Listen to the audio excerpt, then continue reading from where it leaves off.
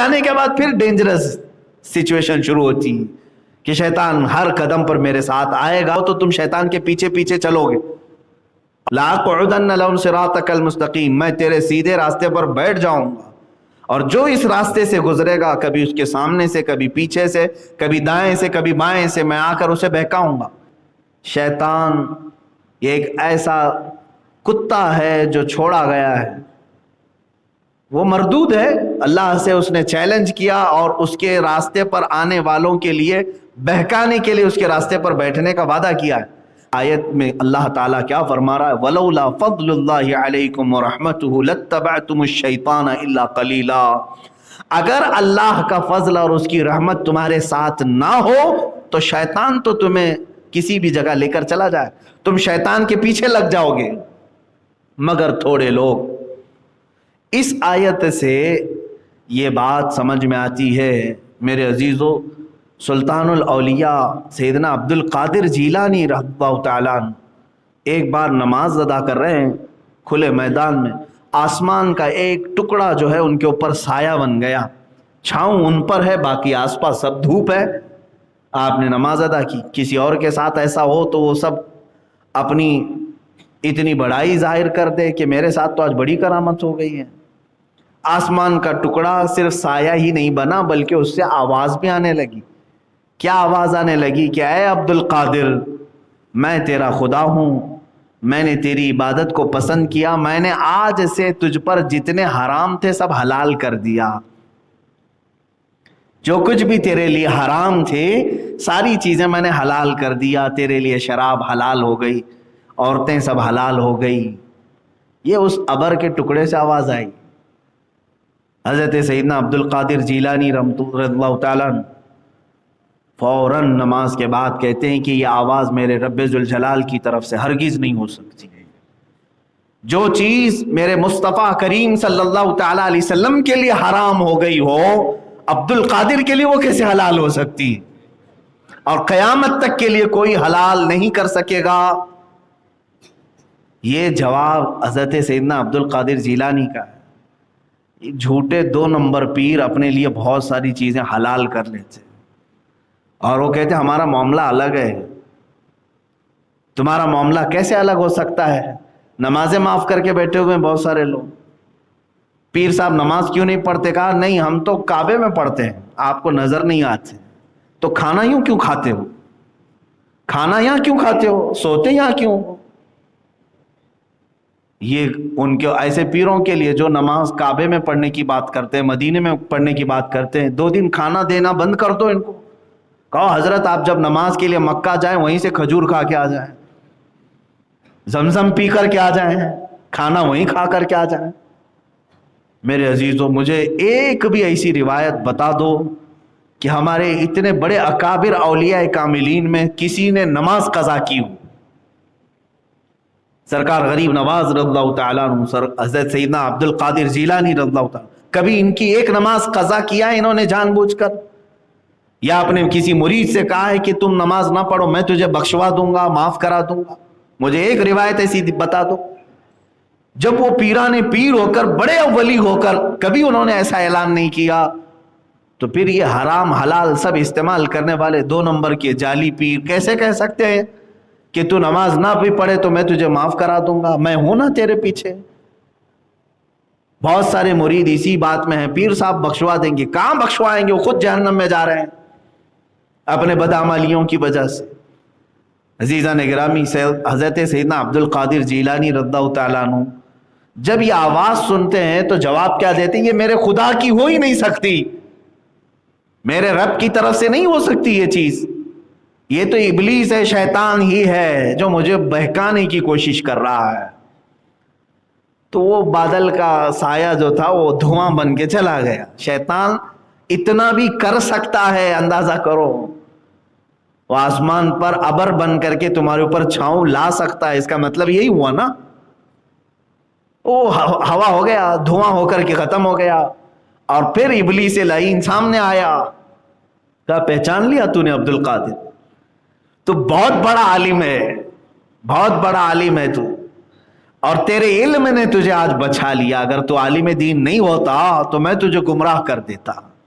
اب سنو، سرکار عبد القادر جیلانی رضی اللہ تعالیٰ عنہ کہا کہ اے ابلیس لعین، تو دوبارہ مجھے گمراہ کرنا چاہ رہا ہے، میرے علم نے نہیں بچایا، اللہ کے فضل نے بچایا۔ وہی رب تعالیٰ فرماتا وَلَوْلَا فَضْلُ اللَّهِ عَلَيْكُمْ وَرَحْمَتُهُ لَاتَّبَعْتُمُ الشَّيْطَانَ، اگر اللہ کا فضل اور اس کی رحمت تمہارے ساتھ نہ ہو تو تم تو شیطان کے پیچھے لگ جاؤ گے۔ یہ اللہ کا فضل ہے جو ہمیں بچایا ہوا ہے۔ اسی لیے میں نے اعوذ باللہ من الشیطان الرجیم کی تفسیر میں یہ عرض کیا تھا شروع میں، مفسر شہیر حضرت حکیم الامت احمد یار خان نعیمی رحمۃ اللہ تعالی علیہ نے بھی اس کو بیان فرمایا کہ ہم قرآن پڑھنے کے وقت اعوذ باللہ کیوں پڑھتے ہیں؟ تعوذ جس کا مطلب ہوتا ہے نا، میں پناہ مانگتا ہوں، اے اللہ تیری پناہ مانگتا ہوں، کس سے؟ شیطان مردود سے۔ ہم ہمیشہ پناہ مانگیں۔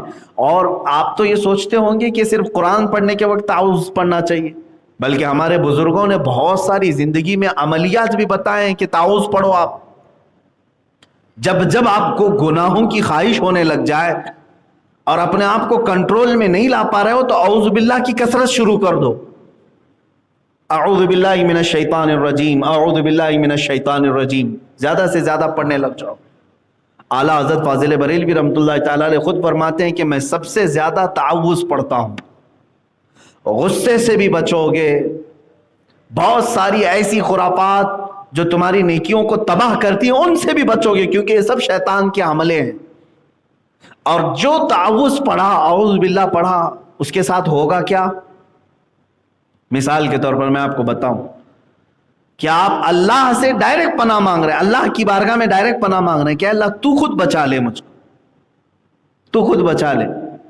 اس کو انہوں نے ایک مثال سے، مفسر شہیر نے ایک مثال سے یوں بیان کیا، کبھی آپ نے اپنے کسی ساتھی کے بڑے گھر یا وزٹ کیا، کبھی ملاقات کے لیے، یا چلیں کسی ایسے کے گھر جانا تھا جس کے گھر کے چوکھٹ کے باہر کتا بیٹھا رہتا ہے، پالا ہوا ہو یا پھر ایسے ہی روٹی ڈالنے پر بھی پل گیا ہوا ہو۔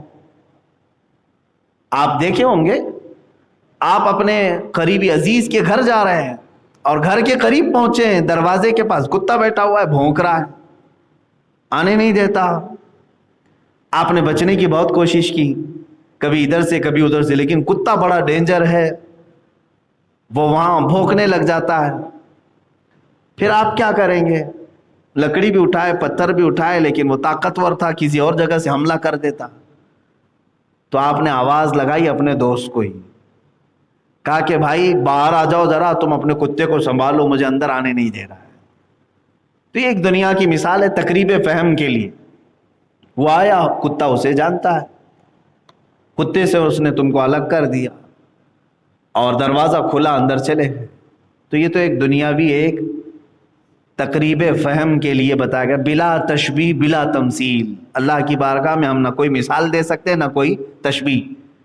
مفسر شہیر احمد یار خان نعیمی رحمۃ اللہ علیہ فرماتے ہیں شیطان یہ ایک ایسا کتا ہے جو چھوڑا گیا ہے، وہ مردود ہے، اللہ سے اس نے چیلنج کیا اور اس کے راستے پر آنے والوں کے لیے بہکانے کے لیے اس کے راستے پر بیٹھنے کا وعدہ کیا ہے۔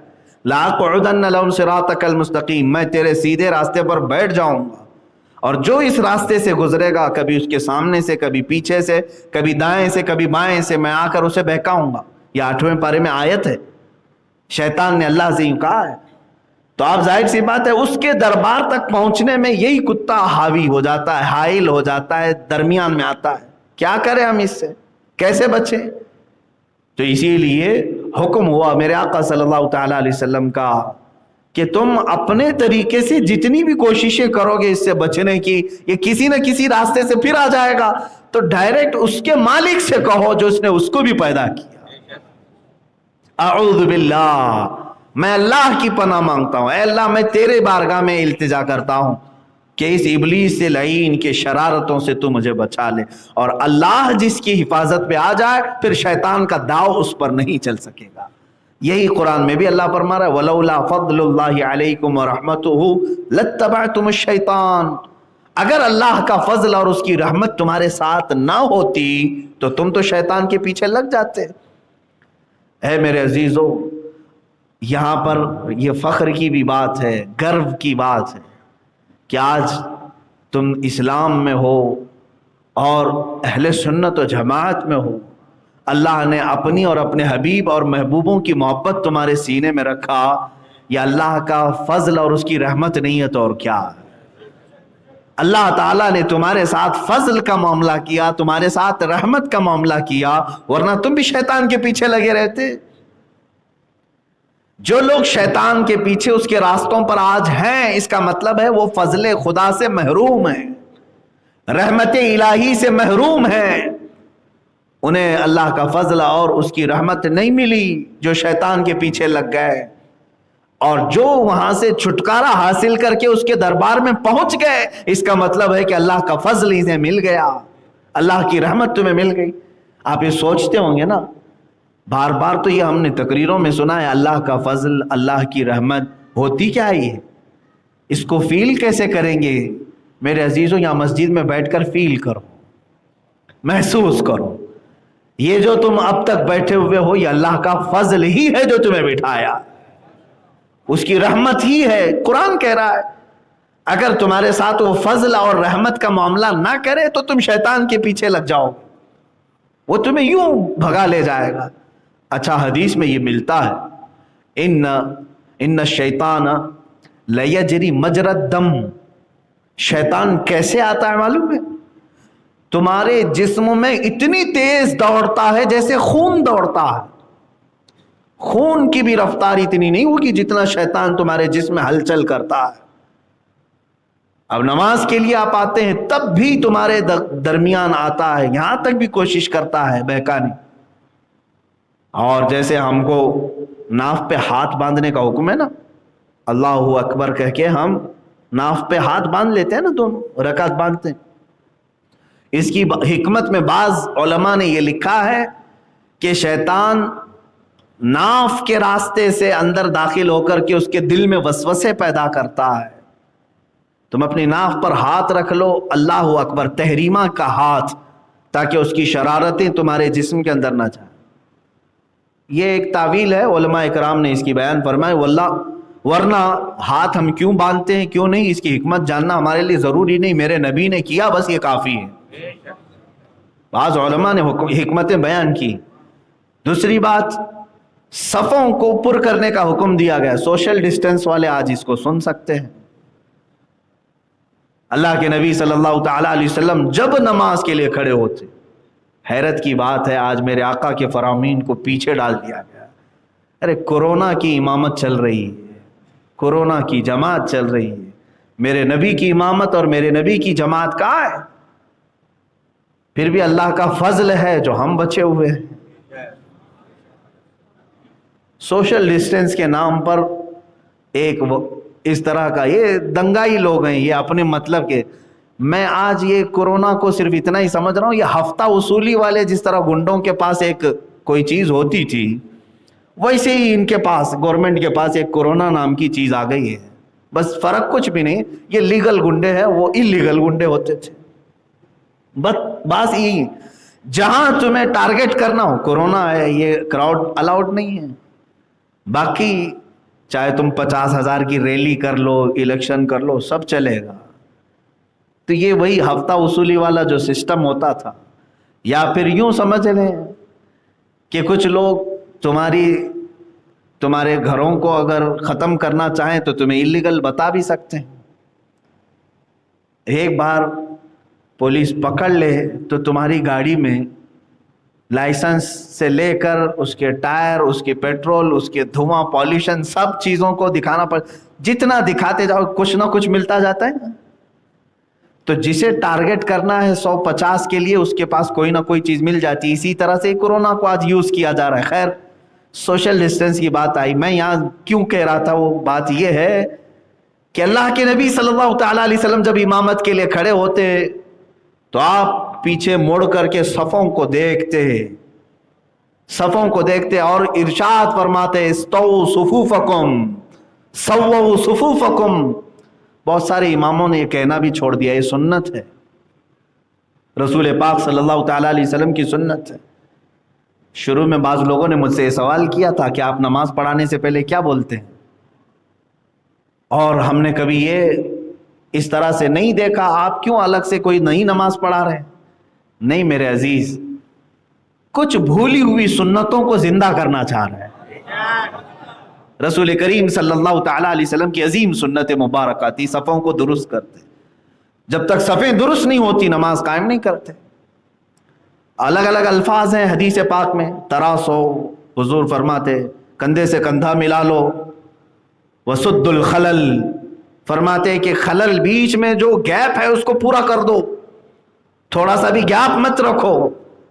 نبی فرما رہے ہیں سد الخلل، عربی کا لفظ ہے، آپ دیکھ لیں کہیں پر بھی ڈکشنری میں، جس کا مطلب ہوتا ہے چھوٹے سے بھی گیپ کو پورا کرو، اور تم اس نبی کے فرمان کو پلٹ کر کہہ رہے ہو سوشل ڈسٹینس، دور ہو جاؤ، ٹچ نہ کرو ایک دوسرے کو۔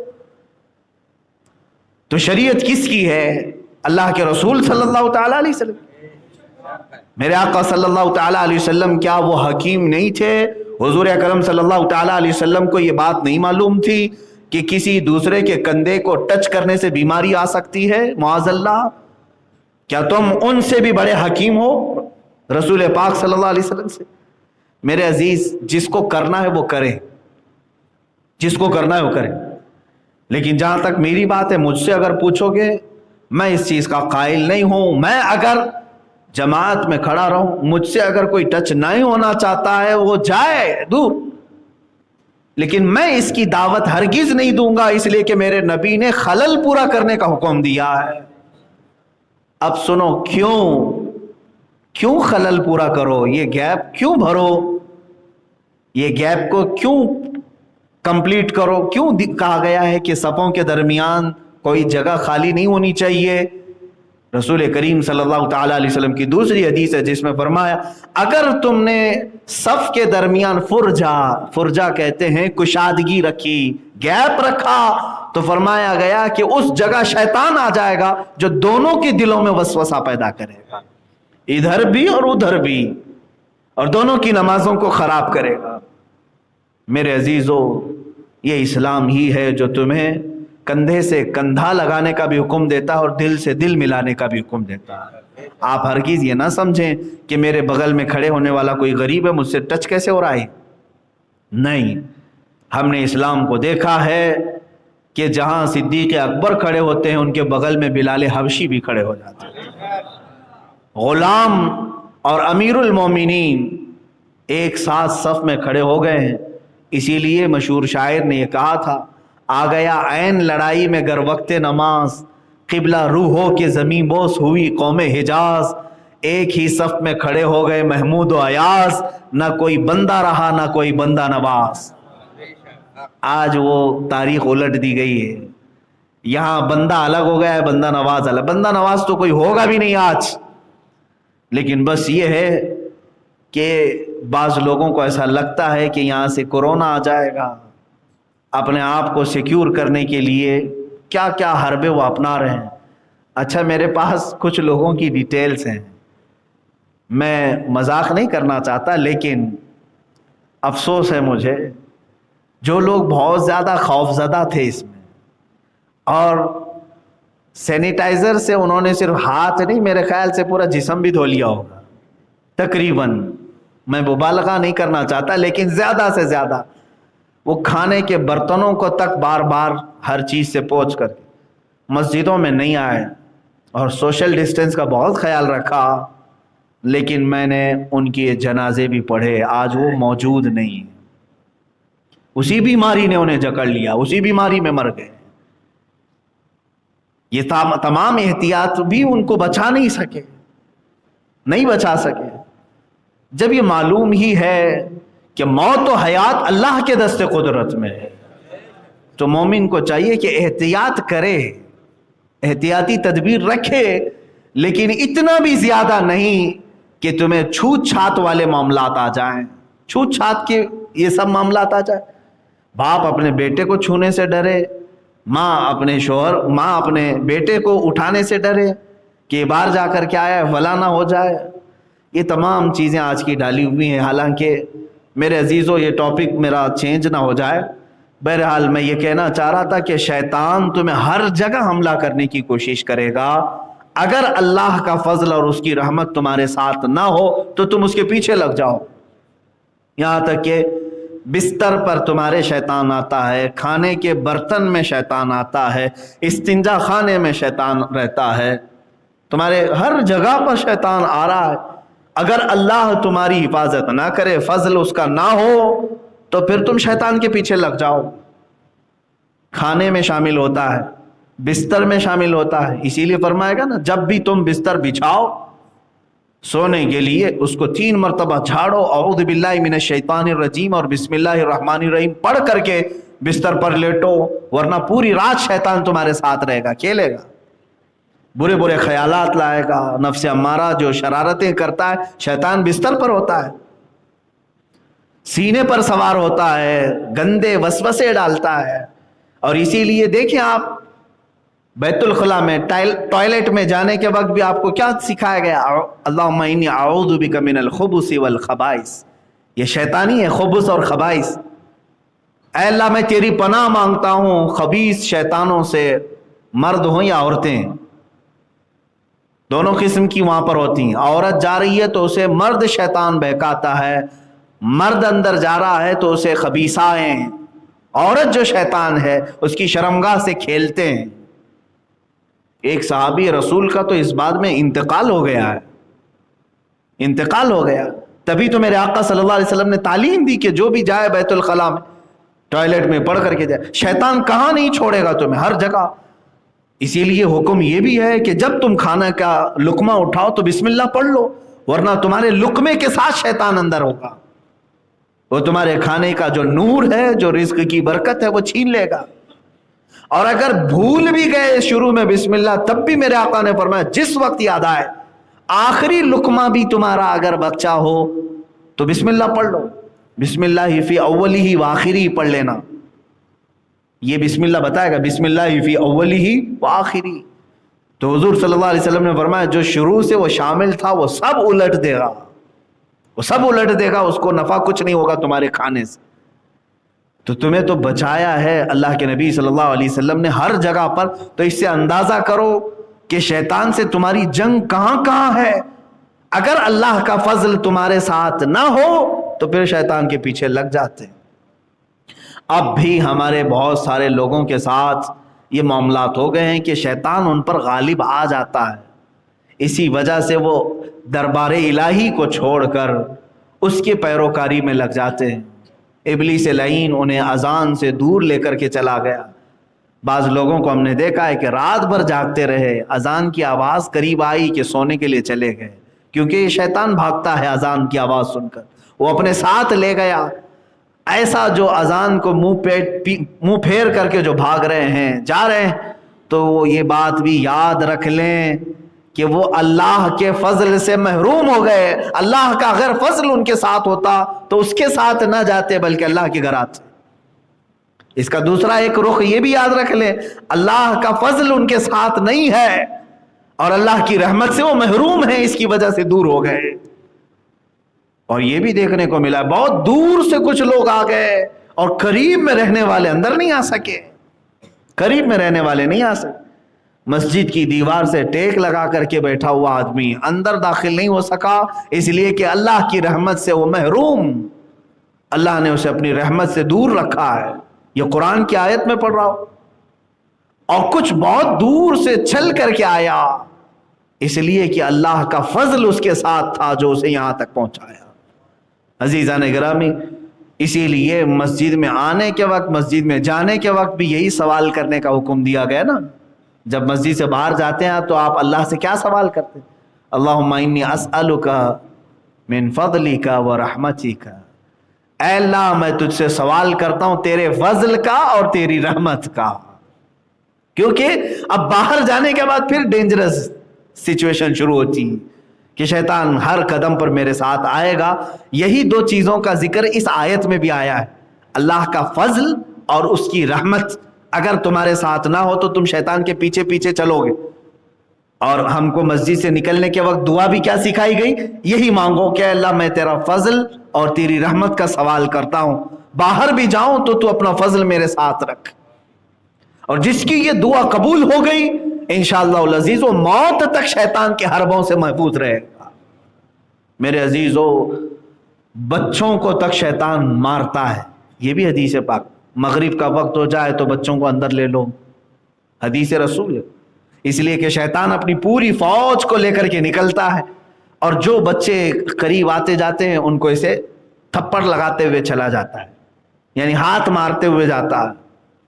اور جس بچے کو وہ ہاتھ مارتا ہے، چاہے وہ سر پہ مارے، جسم پر مارے، اس کو دو اثرات شروع ہوتے ہیں۔ ایک یا تو ضدی پن یا پھر شرارت شروع کر دیتا ہے۔ شرارت وہ بھی آؤٹ آف لیول، بعض بچوں کی شرارت ہو جاتی ہے لیول سے بڑھ کر، چھوٹی موٹی شرارتیں تو سب کی ہوتی ہیں، ضدی پن آتا ہے، شرارتیں زیادہ ہو جاتی ہیں۔ یا پھر تھوڑا سا بچہ سمجھدار ہے تو اس کے ذہن میں خرافات آ جاتی ہیں، جو بڑے لوگ نہیں کرتے وہ بچہ کرنے لگ جاتا ہے، غلیظ حرکتیں کرنے لگ جاتا ہے۔ یہ شیطان کا مس ہے، یعنی اس کا تماچا ہے یا اس کا جھاپڑ سمجھ لو، تھپڑ سمجھ لو، جو لگ جاتا ہے۔ اسی لیے حکم دیا گیا مغرب سے پہلے بچوں کو اپنے گھروں میں لے لو۔ ہمارے محلوں میں تو مغرب کے بعد بچوں کو باہر نکالتے ہیں۔ انگلینڈ میں آج بھی، انگلینڈ برطانیہ میں آج بھی پولیس ڈپارٹمنٹ کی طرف سے یہ کہا گیا ہے کہ جو نابالغ بچے ہیں وہ مغرب کے بعد باہر نہ دکھائی دیں۔ جرائم پر کنٹرول کرنے کے لیے رات سے پہلے بچوں کو اندر لینے کا آرڈر دیا گیا۔ چند سال پہلے کی ایک خبر میں نے پڑھی تھی۔ میرے عزیزو، بچوں کو یہاں پر بہکاتا ہے، جوانوں کو الگ، بوڑھوں کو بھی الگ، یہاں تک کہ موت کے منہ میں جا رہے ہوتے اس وقت تک بھی بہکاتا ہے۔ اس وقت بھی جب تم موت کے منہ میں جا چکے ہو، قریب ہے کہ روح نکلنے والی ہے، تب بھی وہ سرانے کے پاس کھڑا رہتا ہے اور ہاتھ میں میٹھا پانی، ٹھنڈا پانی لے کر کھڑا رہتا ہے۔ وہ کہتا ہے کہ تیری ساری تکلیف دور ہو جائے گی، سارا تیرا یہ جو نزع کا معاملہ ہے ختم ہو جائے گا، بس ایک بار میری بات سن لے۔